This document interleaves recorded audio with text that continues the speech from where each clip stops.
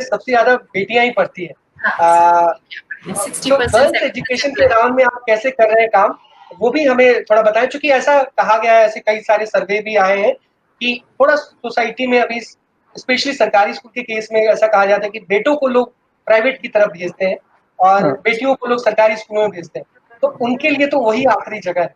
तो उस दृष्टि से आप अपने स्कूल में क्या क्या ध्यान रखती हैं, क्या क्या करती हैं? सर बच्चियाँ तो 5th तक की बच्चियाँ तो छोटी होती हैं और उन्हें हम तब तक तो बिल्कुल स्कूल से जोड़े, उनके पेरेंट्स से ही बात करनी होती है। इवन एक लड़की थी काजल, वो 2nd क्लास 3rd क्लास की बच्ची होगी, उसके छोटे बहुत छोटे-छोटे, तो वो स्कूल नहीं आती थी। तो उसके पेरेंट्स से जुड़ा, मैंने कहा भैया आप ऐसा करो अपने छोटे बच्चों को भी भेज दो। बाहर चटाई बिछवाई, आप इस बच्ची उसको सुलाती, चाहे वो पूरे 3-4 घंटे में 1 घंटे पढ़ पाती थी। पर ये इसी तरह से हमने प्रयास किए कि बच्चे पढ़ाई से ना छूटें, चाहे उनको अपने छोटे भाई बहनों को वहीं ले आए, क्योंकि पेरेंट्स तो सुबह चले जाते हैं अपने बच्चों को छोड़ के। तो थोड़ी सी आंगनबाड़ी की हमने मदद ली उन छोटे बच्चों को देखने के लिए। तो अब यही है कि अगर बच्चे लड़कियों को जोड़ना है तो उनकी जिम्मेदारी हो जाती है कि वो अपने छोटे भाई बहनों को रखें, अपने भाई को रखें। तो इसलिए वो स्कूल आना छोड़ देती हैं। इसलिए फिर ये हमें क्या क्या है होता है, कार्यक्रम, ये कुछ उसी से रिलेटेड है क्या मैम?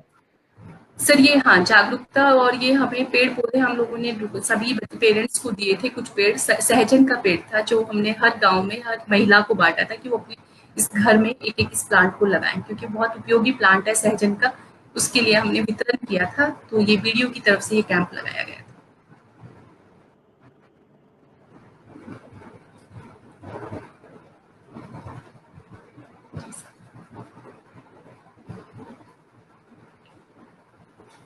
हेलो। हेलो।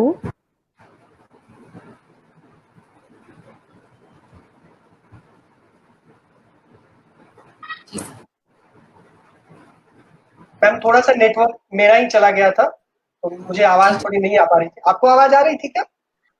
जी, मैं आपकी नहीं आ रही थी, मैं बोल रही थी पर। हाँ हाँ हाँ, जी जी कंटिन्यू करें।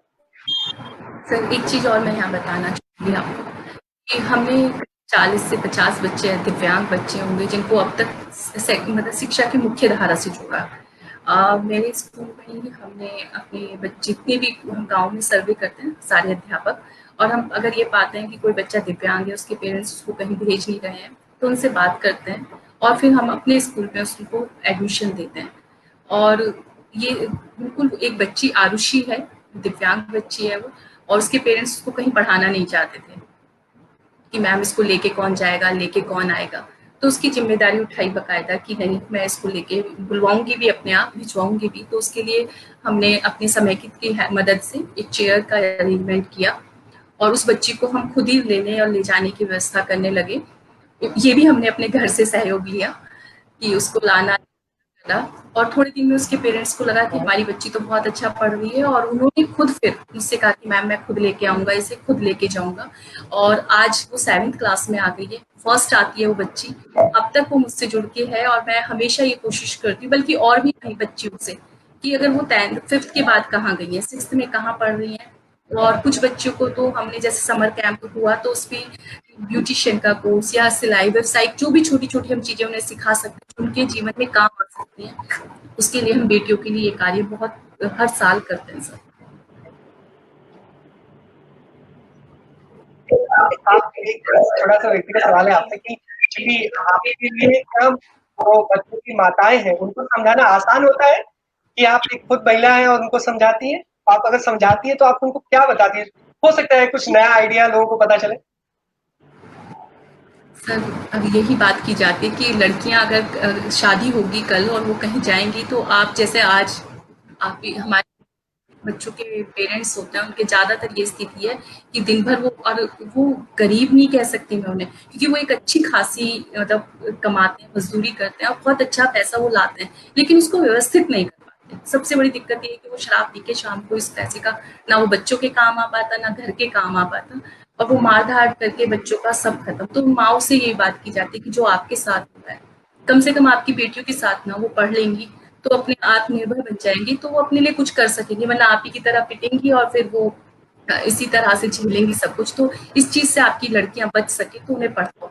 तो आई कोशिश करती है कि हमारी लड़कियां पढ़ लेंगी। अब तो कहती है मैडम जी कम से कम ये पढ़ लेगी तो हमारी तरह तो नहीं झेलेगी। तो ये सब चीजें माताओं को ये दिमाग में आती है कि हम अपनी लड़कियों को अच्छी एजुकेशन दें। कुछ तो पिता भी कहें ऐसे कि चाहते हैं कि हमारी बेटियां अच्छा पढ़ें।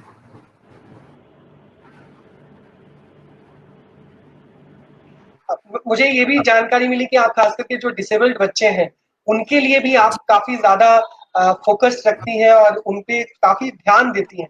थोड़ा उसके बारे में भी बताएं पुष्पा मैम। सर अभी मैंने बताया कि दिव्यांग बच्चे जो हैं हमारे यहाँ हमें सब मदद से हम हर कम से कम 50-60 बच्चे हैं जो अभी तक मैं यहाँ पे अपने स्कूल में बच्चे पढ़ के जा चुके हैं।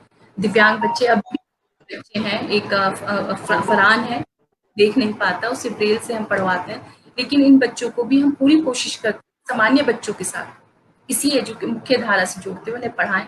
उन्हें कहीं भी ये ना लगे कि वो इन बच्चों से है, और वो बहुत खुश हैं।